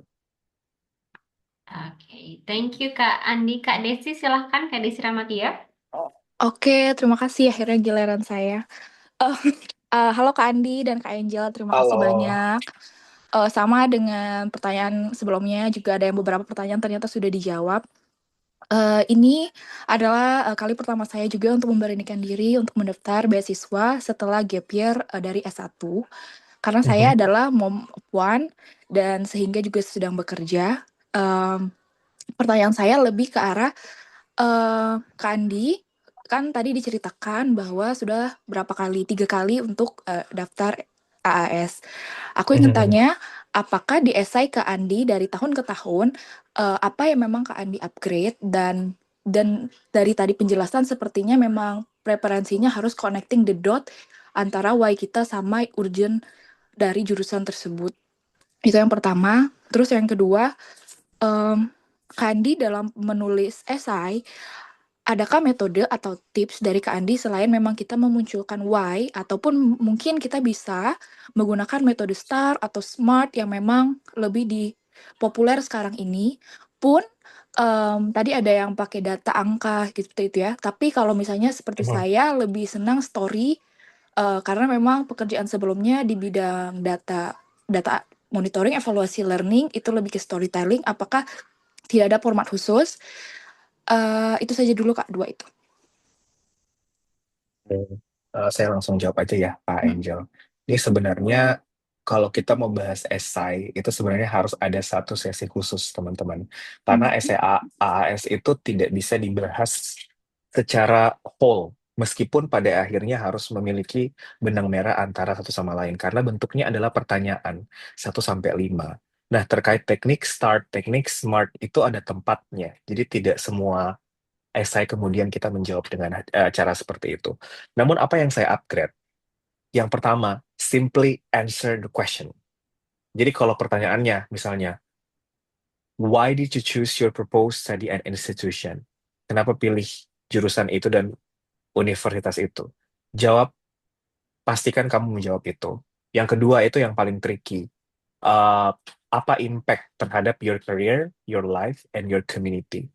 Ini kadang-kadang ada yang hanya menjawab karir saja, ada yang hanya menjawab life saja, ada yang hanya menjawab community saja. Padahal yang diminta adalah tiga-tiganya. AAS akan baca, teman-teman. Jadi jangan pernah menganggap itu tidak akan dibaca. Jadi simply answer the question.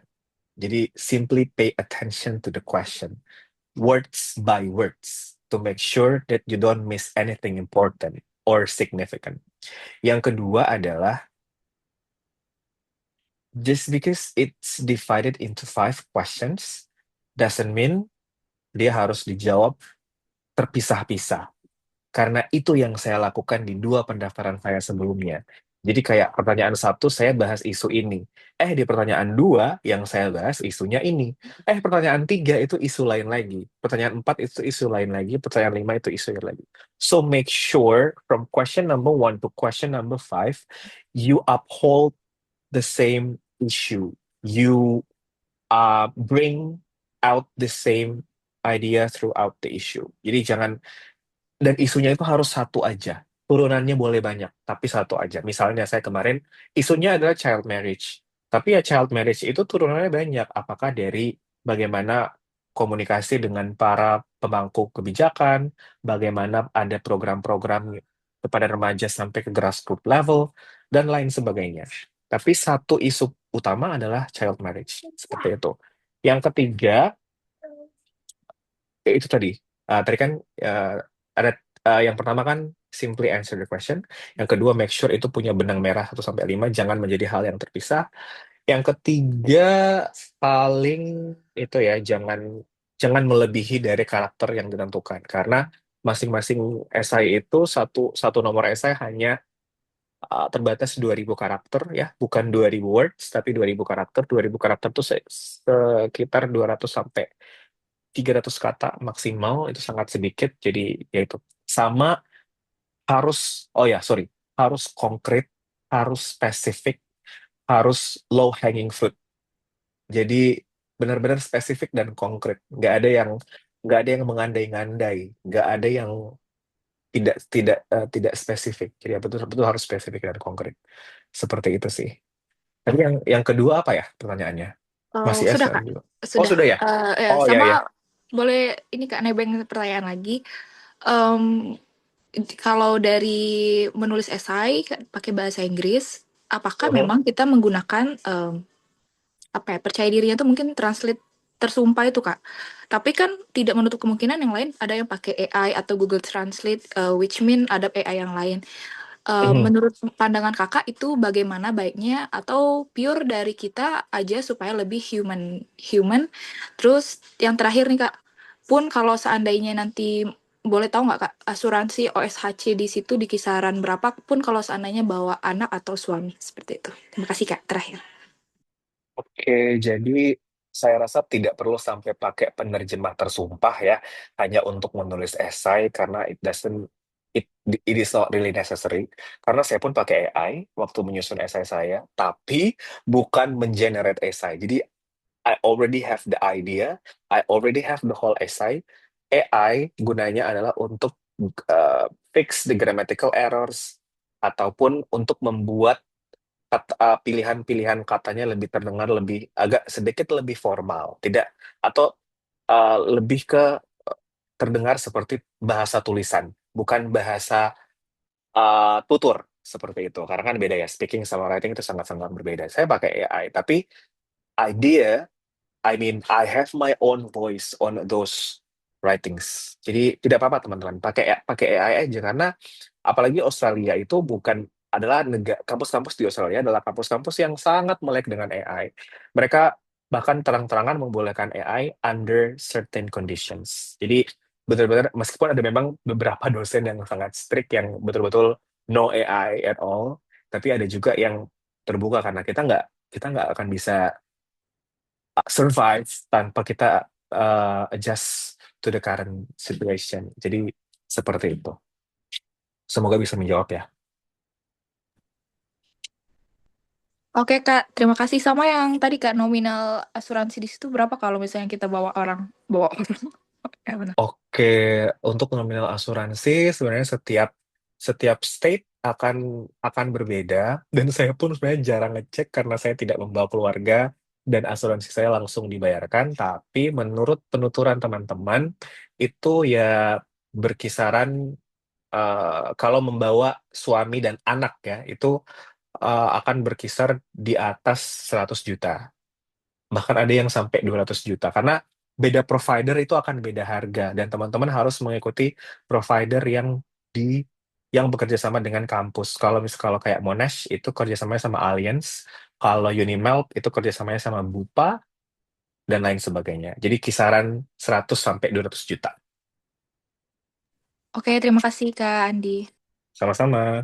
Oke, sedikit menambahkan pertanyaan mumpung sedang membahas tentang asuransi ya. Ada juga nih yang nanya Kak Ya, dari Kak Reni, ada nggak biaya yang harus disiapkan saat sudah diumumkan sampai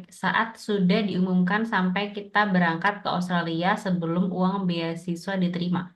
Setelah ini nanti Kak Eka bisa langsung open mic ya. Silakan Kak Ani. jawaban saya banyak. Jadi makanya teman-teman tidak boleh dengan tangan kosong ya, harus ada simpanan karena akan banyak sekali yang teman-teman akan keluarkan, termasuk tiket. Meskipun dia dibayarkan, tapi dia reimburse. It means teman-teman harus punya uang dulu untuk bisa membeli tiket untuk pergi wawancara. Ya, ini bahkan bahkan belum menjadi awardee. Ya, teman-teman harus butuh itu. Juga PDT. PDT itu teman-teman meskipun mendapatkan itu tiket pesawatnya juga dibayarkan, tapi reimburse. Dan juga teman-teman harus punya menyiapkan budget lain-lain seperti uang kos, biaya makan, atau teman-teman mau uh, healing di Bali ya di Bali sangat tidak mungkin teman-teman tidak jalan-jalan di sana. Nah itu mungkin uang stipend yang diberikan oleh AS mungkin tidak akan cukup, tapi ya makanya teman-teman harus punya tabungan. Terus setelah itu mengurus apa ya kemarin ya, karena visa itu gratis, event tes kesehatan juga kita dibayarkan, alhamdulillah. Paling teman-teman kalau teman-teman belum punya paspor ya berarti biaya paspor ya. Terus oh iya ini yang paling besar nih selain selain OSHC adalah bond untuk rumah. Jadi ketika teman-teman mencari rumah, ketika teman-teman akan deal, itu harus membayar bond. Bond itu biasanya 1 bulan atau ya 1 minggu sampai 1 bulan sewa. 1 minggu sewanya pun itu udah, oh 1 bulan sih. 1 bulan sewa itu minimal 10 juta ya. Ada yang bahkan teman saya ada yang 30 jutaan untuk bayar bond untuk secure your house. Selanjutnya, teman-teman harus, kalau tidak tinggal di Jakarta atau Bali, teman-teman juga harus menyediakan tiket lagi sebelum ke Australia, karena kita ke Australia via Jakarta atau via Bali. Untuk pesawat dari tempat ke Jakarta atau ke Bali itu juga reimburse, jadi harus punya uang. Dan segala peralatan atau perintilan yang rencananya teman-teman akan bawa ke Australia itu pasti menggunakan uang pribadi. Jadi mungkin bisa diperkirakan dari sekarang. Termasuk teman-teman yang belum punya sertifikat bahasa Inggris, it means teman-teman harus bayar TOEFL, IELTS, dan lain sebagainya. So, ya, tidak ada beasiswa yang benar-benar gratis di dunia ini sebenarnya. Betul. Oke, semoga sudah terjawab ya tadi dari Kak Reni. Next Kak Eka, silakan Kak Eka. Kita masih ada waktu Baik, sedikit. Sorry, nanti habis ya. ini Kak Askia, kemudian pertanyaan Kak Kia Ica nanti akan aku bacakan ya. Baik, makasih Kak Angel. eh Kak, izin bertanya Kak Andi. Ya. Ya, terkait rencana untuk mendaftar, rencana saya mau mendaftar untuk PhD, Kak. Nah, S1 Mhm, saya itu pendidikan biologi, S2 saya public mhm, health gitu. Nah, tapi sekarang saya mengajar sebagai dosen di kesehatan masyarakat, fokusnya di bidang kesehatan. Apakah mhm, boleh mendaftar PhD bila ijazahnya seperti itu, Kak?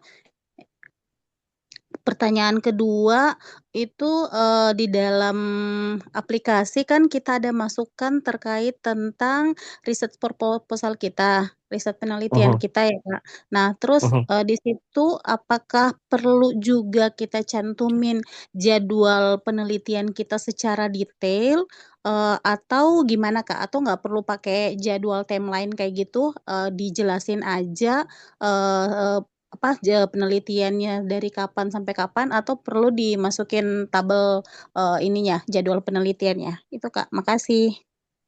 Sama-sama. Sebelum saya menjawab pertanyaan dari Mbak Eka, disclaimer dulu Mbak, saya awardee master, jadi mohon maaf ketika jawaban saya tidak memuaskan, karena pasti tidak akan memuaskan, karena seleksi master dan PhD dan master by research itu sangat-sangat berbeda. Yang pertama, terkait apakah boleh mendaftar PhD dengan kondisi ijazah seperti itu? Sepengetahuan saya boleh, karena tidak ada batasan dari AAS misalnya, oh kamu kalau mau ngambil PhD harus benar-benar misalnya S1 sama S2-nya sama. Tidak pernah ada kata-kata seperti itu dari AAS, jadi silakan didaftar dan juga tidak ada petunjuk seperti itu di handbook ataupun di pamflet ataupun di website. Jadi didaftar aja, apalagi kalau yang saya dengar ya sekarang pengerjaannya sangat relate dengan S2 yang diambil oleh Mbak Eka. Terkait proposal penelitian, which is sesuatu yang tidak pernah saya buat selama mendaftar AAS, itu saya kurang tahu sebenarnya Mbak Eka kriterianya seperti apa yang harus dicantumkan. That's why saya tidak akan berani menjawab apa yang terbaik. Yang saya bisa sarankan adalah mungkin Kak Eka bisa approach award yang mendaftar atau lulus dengan jalur PhD karena mereka lah yang lebih tahu. Karena jalur seleksinya sekali lagi saya tekankan sangat-sangat berbeda. Even PDT-nya pun tuh berbeda. Even wawancaranya pun itu berbeda. Jadi saya tidak berani memberikan saran dan masukan terkait proposal penelitian.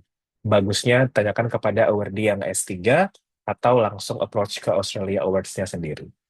Terima kasih. Baik, Kak, makasih. Oke, selanjutnya aku bacain pertanyaan dari Kak Kia.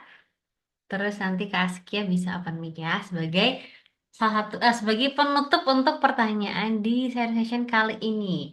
Dari Kak Kia ada pertanyaan tambahan tadi Kak. Yang pertama, apakah makin tinggi IELTS berpengaruh pada penerimaan? Yang kedua, apakah acceptance letter atau LOA membantu change dapat beasiswa? Terima kasih Kak Andi. Jawaban untuk kedua pertanyaan itu adalah tidak. Jadi saya bahas LOA dulu ya. Saya juga mendaftar AAS itu bukan sudah dengan, sudah punya LOA karena saya juga mendaftar beasiswa lain yang unfortunately tidak lolos.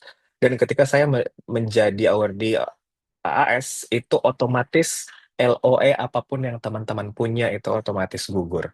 Bisa digunakan hanya sebagai supporting documents. Karena kenapa? Karena jalur masuk ke kampus untuk penerima Australia Awards itu punya jalur tersendiri, teman-teman.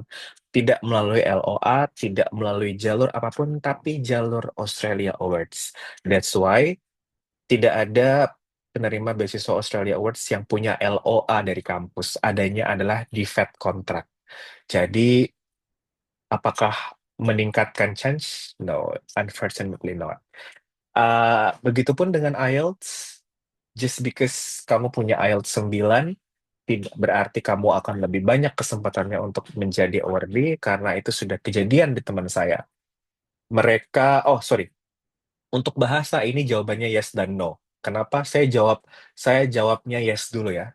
Yes dulu seperti ini. Saya punya dua teman. Ini kasus real ya. Ini bukan bukan made up ini bukan made up story. Ini kejadian nyata yang saya saksikan langsung. Yang pertama, yang saya jawab, apakah IELTS bisa menentukan kelulusan? Jawabannya yes. Contoh kasusnya, saya punya dua teman, dua-duanya perempuan, dua-duanya akan mengambil Master of TESOL, dua-duanya adalah guru bahasa Inggris, dua-duanya berasal dari ETG provinsi yang sama, membawa isu yang sama.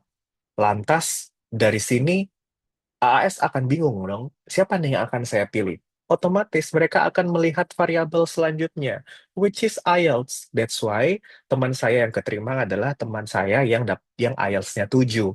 Sementara teman saya yang IELTS-nya 6 itu pada saat itu tidak diterima. Jadi di kasus ini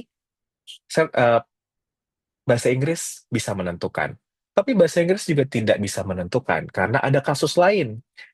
Dua teman saya meskipun tidak memiliki background yang sama dan tidak memiliki gender yang sama dan juga mungkin tidak akan mempursue yang sama, tapi mereka berasal dari ETG provinsi yang sama, which is Sulawesi Tengah. Tapi yang lolos adalah teman saya yang hanya mendaftar menggunakan sertifikat TOEFL dan yang ditolak adalah teman saya yang memiliki IELTS 7,5. Jadi, apakah IELTS menentukan? Bisa iya, bisa tidak. You have to try your best. You have to give your best. Save the rest. Let God decide the rest. Jadi kayak nggak usah dipikirin kayak aduh IELTS saya masih segini gitu. Itu tidak, not necessarily kayak tidak yang benar-benar menentukan, teman-teman. Oke, thanks Kak Andi. Our last questions from Kak Askia, silahkan. Halo, thank you Kak Angel dan Kak Andi atas kesempatannya. Pertanyaan ini tentang supporting statement sih Kak, jadi tentang dampak ya. Oke. Dan ini pertama kali saya coba apply AAS sih. Sebenarnya sudah sangat jelas ya untuk pertanyaan dari dampak ini tentang kehidupan pribadi, karir, Mhm, dan juga komunitas gitu. Nah, tapi betul. apakah ada atau tidak ya preferensi AAS ini dalam menilai dampak gitu? Karena saya merasa saya udah jelas nih untuk dampak yang akan saya tulis karena itu bagian dari rencana saya gitu kan. Nah, saya itu guru inklusi, jadi dampak yang akan saya tulis itu tentu untuk anak-anak saya yang neurodivergent dan juga mungkin untuk komunitas guru gitu. Nah, tapi saya itu masih bimbang apakah dampak ini sudah mungkin mungkin dikategorikan cukup gitu ya atau memang perlu apa ya explore explore hal lain yang memang membawa skill lain misalnya leadership atau mungkin networking lain tapi memang itu tuh di kasus saya memang saya belum kebayang sih untuk networking kemana misalnya ke kementerian atau apa itu masih belum terbayang gitu. Nah, untuk dari Kak Andi sendiri apakah ada apa saran atau bagaimana terhadap dampak yang cocok mungkin ya untuk AAS ini gitu. Terima kasih Kak. Oke, tidak ada dampak yang cocok dari AAS atau dari siapapun. Semua yang menentukan itu adalah kita, karena kita yang akan tahu perjalanan kita nanti seperti apa, dan rencana ke depannya kita akan berdampak seperti apa itu kita yang tahu membahasakan, karena setelah kita dari sana kita akan dapat apa itu kita yang lebih tahu. Jadi apapun yang Kak Askia sudah punya, tulis aja, karena nggak ada preferensi. Yang penting yang saya tekankan adalah harus jelas bedanya. Apa dampak ke community, apa dampak ke your career, dan apa dampak ke your life. Itu aja yang harus benar-benar very distinct bedanya. Jadi tidak tidak beririsan boleh, tapi kayak harus jelas. Oh ini karir, oh ini life, oh ini community. Dan juga kalau terkait ya, seperti itu dan tidak perlu memusingkan sesuatu yang tidak kita punya, teman-teman. Yang harus kita lakukan adalah jadi gini, teman saya itu punya pernyataan yang menurut saya wajib diterapkan. Jadi untuk kita mendaftar AAS, kita itu tekniknya make up, bukan made up. Ngerti nggak? Bedanya made up sama make up. Made up artinya kita membuat-buat sesuatu yang tidak pernah ada sebenarnya. Tapi make up adalah sesuatu yang sudah ada, tapi kita kemas packagingnya secara lebih menarik, secara lebih engaging, secara lebih persuasif, sehingga itu bisa menjadikan nilai jual kita. Jadi jangan, you don't have to be worried terkait sesuatu yang mungkin teman-teman belum belum punya, tapi fokus ke apa yang teman-teman sudah lakukan. Fokus ke apa yang teman-teman sudah punya gitu loh, karena apa yang teman-teman belum punya itulah yang akan teman-teman isi gapnya dari studi di Australia menggunakan Australia Awards. Jadi seperti itu. Terima kasih Kak Andi. Sama-sama. Wow, terima kasih Kak Andi. Sudah hampir 45 menit kita ber-Q&A loh Kak Andi. Tidak terasa ya. Iya, karena memang pertanyaannya sangat-sangat luar biasa ya. Pertanyaannya Betul, bagus-bagus gitu ya, sangat betul. mengasah pemikiran ini.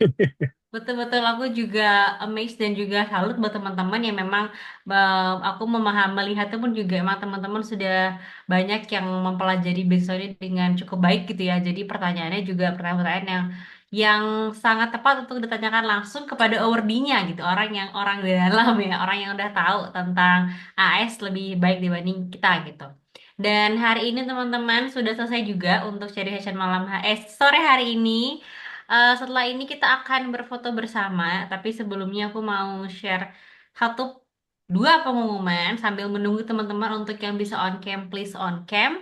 And supaya kita juga bisa segera untuk mengakhiri sharing session kali ini. Mungkin banyak beberapa pertanyaan-pertanyaan dari teman-teman yang belum terjawab, so sorry banget. Nanti bisa di follow up lagi, bisa di Instagramnya aku, punya artis, sorry, ataupun juga Kak Andi. Silahkan feel free to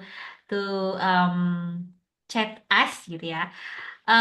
Reminder buat tadi yang sudah aku sempat share di awal, ada SRS Tools, it's free yang bisa kalian pakai untuk ngerti sebenarnya bagaimana kesiapan dan juga posisinya teman-teman saat ini. Silahkan dipakai, sudah aku share linknya di chat ya guys ya. Kemudian last but not least juga, terima kasih sudah join sampai hari ini. Stay connected guys buat teman-teman semua. Kita ada di Instagram, di TikTok, di website kita sendiri juga, di LinkedIn, many more. Please do keep connected to us. Dan buat teman-teman tadi pada yang nanyain tentang recording, ada recordingnya sudah aku drop untuk link request recording which is juga link absensi. Silahkan diisi nanti supaya teman-teman kita tahu bahwa teman-teman hadir, kita juga bisa mengerti apa yang bisa kita improve dan nanti recordingnya bisa langsung kita kirimkan ke teman-teman semua.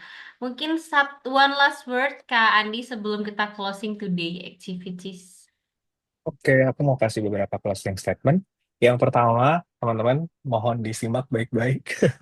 Cie, kayak motivator aja. Jadi aku cuma mau bilang bahwa tidak ada yang lebih kuat di dunia ini daripada percaya kepada diri kita sendiri, teman-teman. Karena nggak ada gunanya kalau kita sudah punya segala sumber daya, kita sudah punya segala sesuatu yang bisa kita pakai, tapi kita masih nggak percaya diri, itu nggak ada gunanya sama sekali. Jadi, please, believe on yourself. Yang kedua adalah apa yang sudah tertakar tidak akan tertukar, teman-teman. Jadi ini juga untuk teman-teman mungkin yang masih ragu kayak aduh IELTS saya masih segini, saya berasal dari kategori ini, saya dari open kategori, saya baru pertama kali mendaftar, saya nggak kayak Kak Andi yang udah 3 kali. No, teman-teman mau tahu fun fact-nya adalah di kelas saya, tapi ini di kelas saya. Kelas PDT saya itu kita ada 16 orang, itu hanya 3 orang yang mencobanya lebih dari 1 kali. 13 orangnya semuanya one shot. To be honest, itu semuanya one shot. Yang saya bilang, kalian makan apa nih teman-teman, kenapa bisa one shot?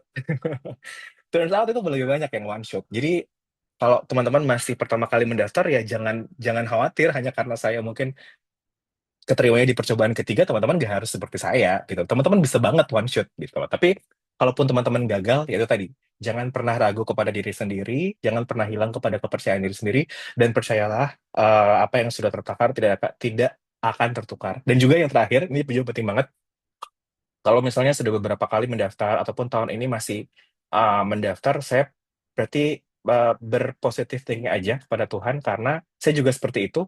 Karena kenapa saya tidak keterima karena mungkin di tahun ketika saya belum diterima itu Tuhan tahu saya belum siap, teman-teman. Tuhan tahu saya belum siap untuk S2 di luar negeri. Tuhan tahu saya belum belum mampu untuk menghadapi segala tantangan S2 di luar negeri yang sangat-sangat tidak mudah, teman-teman. 2 semester kemarin tuh penuh penuh air mata dan tantangan. Jadi jangan kecil hati, jangan bernegatif thinking kepada Tuhan karena itu mungkin teman-teman belum siap dan teman-teman akan diberikan ketika teman-teman sudah siap. Terima kasih, semangat semuanya. Oh ya, dan saya sudah kasih akun Instagram saya di chat. Kalau teman-teman mungkin yang belum puas, mau lanjut berkoneksi, mau lanjut tanya-tanya, boleh banget langsung aja hit me on my direct message in Instagram @andi_skdeko. Terima kasih teman-teman semuanya. Thank you Kak Andi.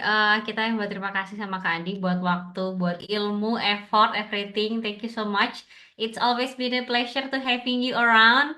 Thank you. Dan juga buat teman-teman, semoga hari ini banyak mendapatkan insight-insight yang bermanfaat.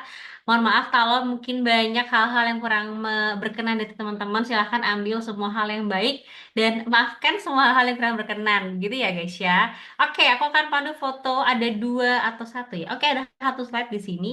So we gonna take twice ya. Akan 2 kali foto.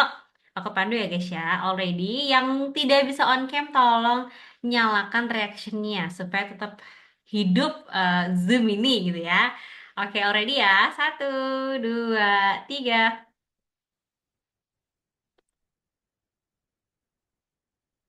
Oke, 1 kali lagi. Sebentar, sabar. 1 kali lagi ya guys ya. Oke, one more time. 1, 2, 3. Oke, sudah selesai. Terima kasih semua, Kak Andi. Have a nice Terima weekend kasih. ya. Ya, have a nice weekend everyone. Long Terima weekend kasih, ya. Kak. Terima kasih.